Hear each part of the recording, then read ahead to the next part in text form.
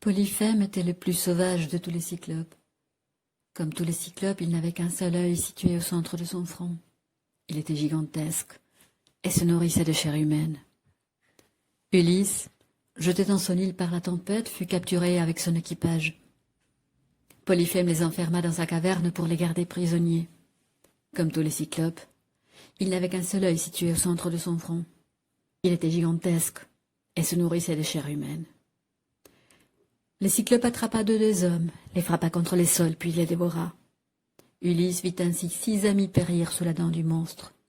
Il parvint pourtant à arracher le reste de ses compagnons à la mort en enivrant Polyphème.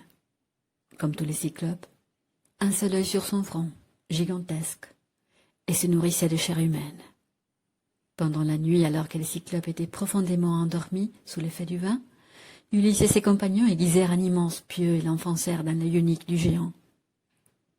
Comme tous les cyclopes, un seul œil. Il était gigantesque et adorait la chair humaine. Au matin, Polyphème, complètement aveugle, laissa sortir ses animaux, et les Grecs, attachés au ventre des moutons, franchirent les seuils de la caverne, où les cyclopes contrôlaient avec les mains tout ce qui sortait. Comme tous les cyclopes, un seul œil, gigantesque, chair humaine. Une fois en liberté, Ulysse cria à Polyphème qu'il était Ulysse et se moqua de lui. Dans sa rage, le cyclope cria et lança contre le bateau d'énormes rochers. Mais en vain. Comme tous les cyclopes, il n'avait qu'un seul œil situé au centre de son front. Il était gigantesque et se nourrissait de chair humaine.